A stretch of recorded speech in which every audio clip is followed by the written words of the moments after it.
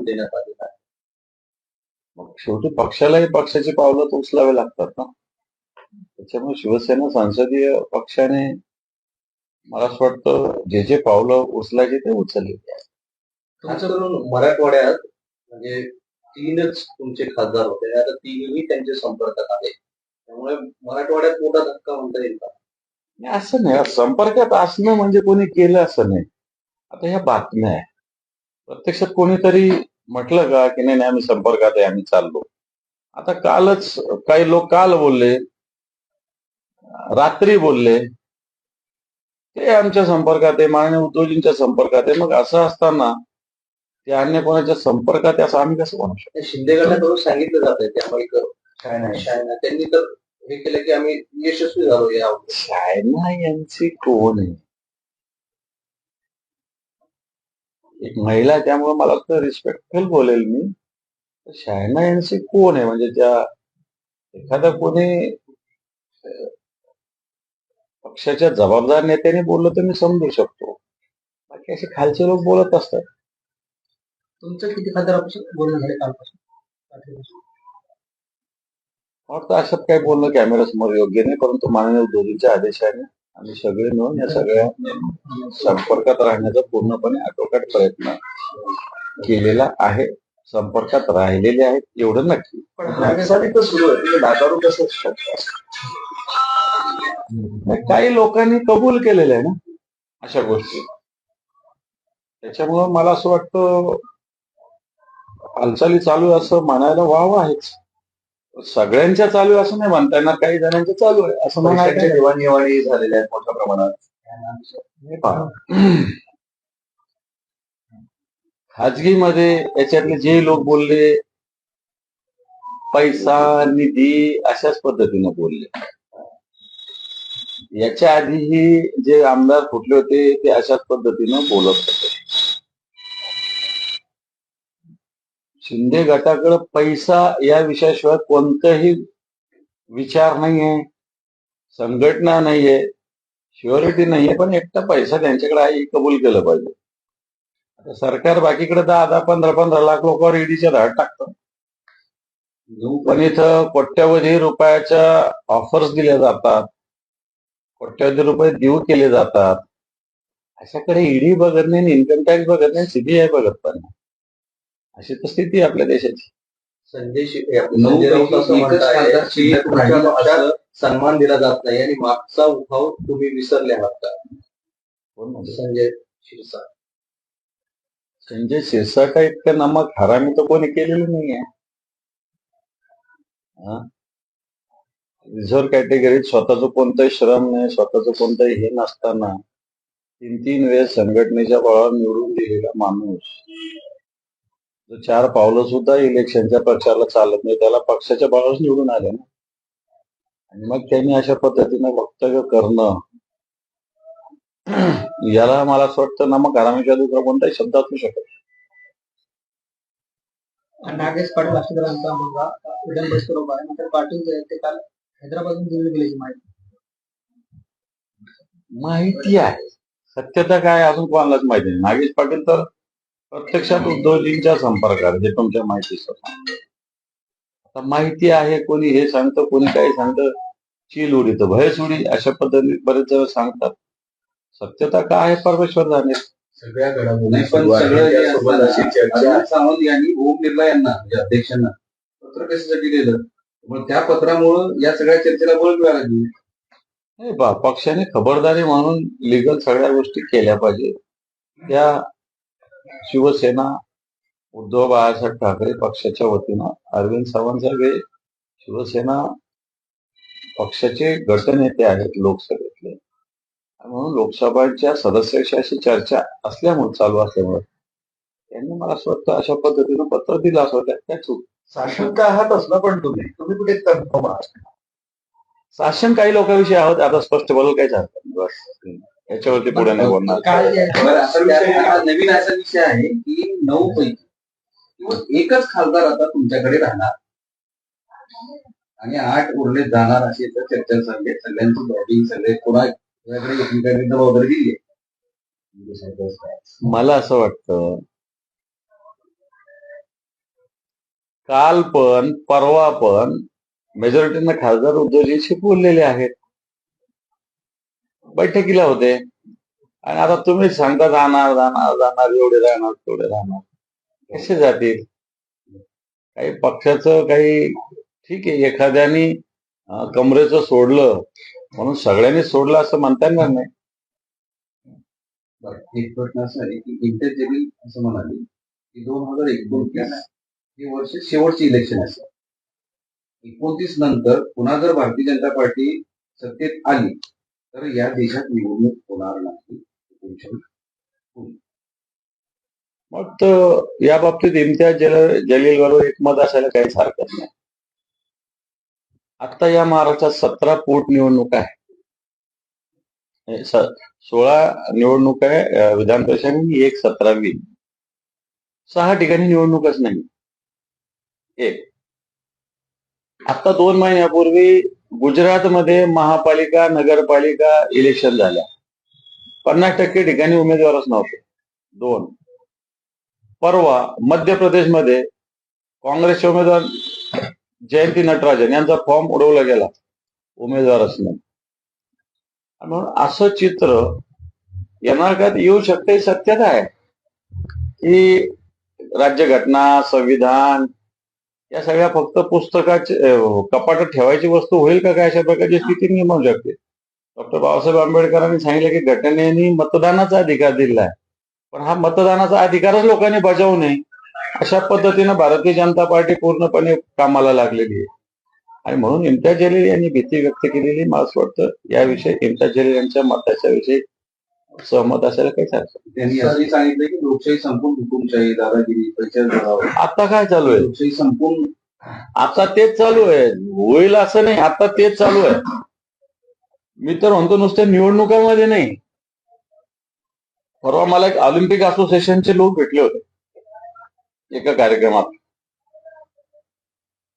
इथं क्रीडा विभागात दादागिरी, सांस्कृतिक विभागात दादागिरी, म्हणजे या देशातलं एकही क्षेत्र असं सुटत नाहीये की जिथं आत्ताच्या घडीला सत्ताधारी पक्ष दादागिरी करत नाहीये. सर्वसामान्य माणूस मला असं वाटतं याच्यातून पिडला जातोय, भरडला जातोय. आणि म्हणून येणाऱ्या काळात मतदान हे स्वप्नच राहील अशा प्रकारची स्थिती आहे. तुमच्याकडे 6 खासदार जातील आणि शिवसेना वर्धापन दिनाच्या दिवशी म्हणजे एकनाथ शिंदे यांच्या शिवसेनेत त्यांचं स्वागत होईल, त्या ठिकाणी सत्कार देखील आणि शक्ती प्रदर्शन होईल असं ते त्यांच्यातले काही नेते खासगी सांगतात. आता जे होईल, ज्या झाल्यावर आपण त्याच्यावर बोलतोय, अजून झालेलंच नाही त्याविषयी आपण बोलणं योग्य आहे.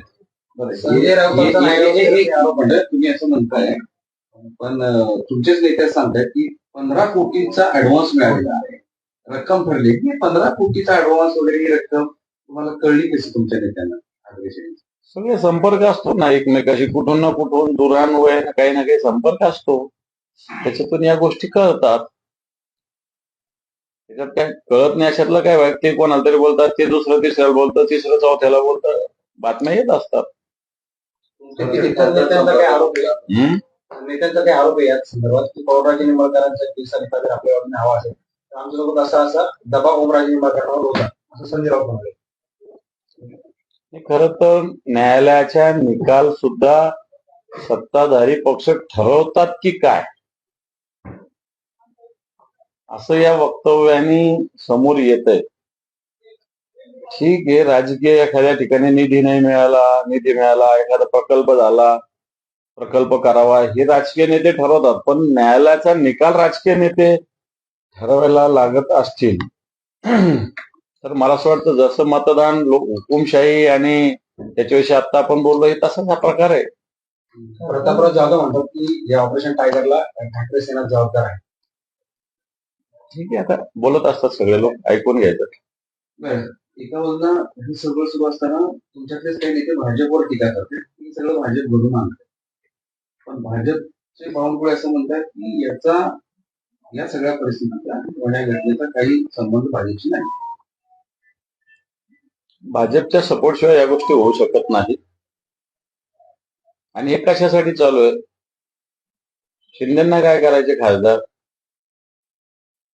त्यांना तर मुख्यमंत्री व्हायचं. पण भाजप अशा पद्धतीनं अशा लोकांना कामाला लावतं आणि अशा लोकांच्या माध्यमातून संपत्ती वगैरेचं प्रलोभन दिलं जातं आणि नंतर हे लोक कोणाच्या वळसणी लावतात? भाजपच्या. आता परवाचं ममताचं उदाहरण आहे ना, ममताच्या पार्टीचे जे लोक गेले, कोणता पक्ष आहे त्याच्या पक्षाच्या संस्थापक अध्यक्षालाच माहित नाही की आपल्या पक्षात 20 खासदार आले म्हणून. अशी तर स्थिती आहे देशाची. ते खासदारानंतर ते आमदार देखील जाणार असतील चर्चेत. तुम्हाला काही ऑफर बिफर आली का? नाही नाही, ते काही ऑफर नाही, मला काही यायचं काही कारण नाही. शेवटचं तुमचं केवळ 3 आमदार, तुमच्या सगळे 4 आमदार आणि 100 साधारणतः 125-150 सगळे जिल्हा परिषद, नगरपालिका, पंचायत समितीचे सदस्य, अशी तुमच्या श्रेणीची अवस्था झाली आहे. पूर्वी हा पूर्ण मराठा म्हणजे 1 नंबरवर 2 नंबरवर बालेकिल्ल्याच्या पुढचा बालेकिल्ला, आता ही अवस्था झाली. आता पुढच्या काळात टिकून राहील का? हे पहा, एकतर हे ज्या लोकांवर पक्षाने अतिविश्वास ठेवला आणि ह्या अतिविश्वास ठेवल्यामुळे या लोकांनी सत्ता संपत्तीच्या बळावर लोकांना प्रलोभनं देऊन मला असं वाटतं फोडला. पण ठीक आहे ना, एवढं होऊनही 4 वर्ष झाले, एवढं होऊनही शिवसेना आहे ना. 60 आमदार फोडल्यानंतर शिवसेनेचे 3 खासदार निवडून आलेलेच आहे ना या मराठवाड्यामध्ये. या महाराष्ट्रात 9 निवडून आलेलेच आहे ना खासदार. त्याच्यावर शेवटी जनता महत्वाची, मतदार महत्वाचा आहे. आणि म्हणून इथं मतदार हा शिवसेनेला मानणारा असल्यामुळं, त्याच्यामुळं एखादा लोकप्रतिनिधी गेला म्हणजे संघटना संपली असं त्याचा अर्थ होत नाही. हळूहळू आता संपुष्टाकडे येत नाही असं वाटत नाही का? कारण खासदार होते ते खासदार चालले, आता राहिले 3 आमदार, 4 आमदार, नगरपालिकेची, जिल्हा परिषदेची अवस्था अशी आहे. म्हणजे ठाकरे हा आवाज मराठवाड्यातून हळूहळू गायब होतो असं वाटत नाही? बिलकुल गायब होणार नाही. ते पहा, चेंडू जेवढा दाबला जातो तेवढा तो उसळून वरती येत असतो, एवढंच सांगतोय तुम्हाला. त्याच्यामुळं जेवढा दाबण्याचा प्रयत्न होईल शिवसेनेला, उद्धवजींच्या, तेवढ्याच ताकदीनं येणार का ती संघटना तरुण पिढीच्या भरोशावर नक्की उफाळून येईल आणि या लोकांना पूर्णपणे यांचं नामोनिशाण ठेवणाने अशा प्रकारची स्थिती निर्माण करण्याचा संकल्प आम्ही केलेला आहे. 19 तारखेच्या शिवसेनेच्या म्हणजे शिंदेच्या शिवसेनेचा जो वर्धापन दिवस आहे कोरेगावला, त्या ठिकाणी ठाकरेंचे म्हणजे तुमचे खासदार व्यासपीठावर दिसतील आणि त्या दिवशी प्रवेश होणार असं. यांचा काय वर्धापन? हे तर भाजपचा वर्धापन दिन आहे, तो यांनी साजरा केला पाहिजे. शिवसेनेचा वर्धापन दिन यांनी काय स्थापन, यांनी करायचं गरज? यांनी कधी स्थापन केली शिवसेना? यांनी शिवसेना कधी स्थापन केली? यांनी अमित शहा आणि नरेंद्र मोदींची ज्या दिवशीची स्थापना आहे भाजपची, त्या दिवशी करा त्यांनी. यांचा या शिवसेनेशी काय संबंध?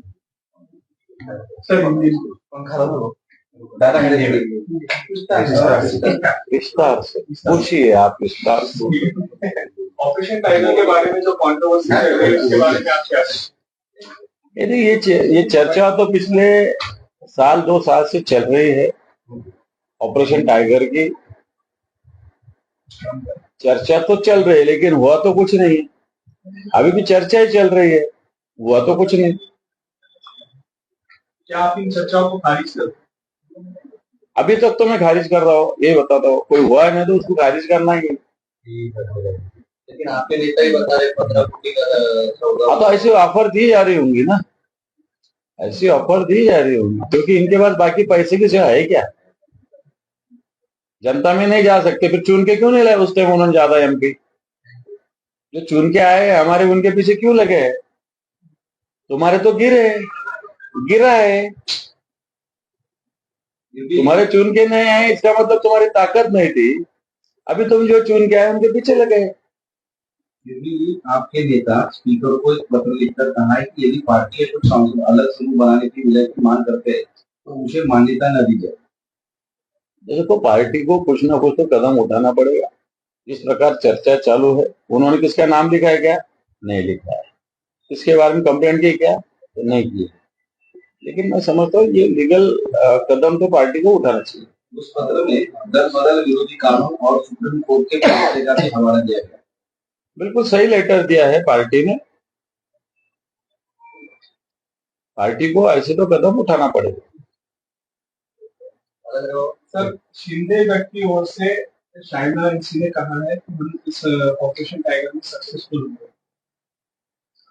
तो शायना एनसी कौन सी पार्टी में, वही समझ में नहीं आता, क्योंकि बीजेपी की स्पोक्स पर्सन थी वो, कुछ तो भी भारतीय कौन था, ये जो मीडिया का उसका चेयरमैन थी, फिर इधर आके और ओरली में इधर वो कैंडिडेट बनी और बीजेपी का कुछ तो बने। अभी अभी कहाँ से उसको ये शिंदे सेना का बात करके समझ में नहीं आया। शायना एनसी क्या इतनी बड़ी कद्दावर नेता शिंदे गुट की नहीं है? इम्तियाज जलील ने कहा है कि 2029 में ये लोकसभा 2029 का जो चुनाव है लोकसभा का, वो उसके बाद चुनाव नहीं होगा, वो अंतिम चुनाव है। अगर मतलब अभी ही ये स्थिति निर्माण हुई है। अभी महाराष्ट्र में जो 17 विधान परिषद की जगह है उसमें से 6 जगह इलेक्शन ही नहीं हो रहा।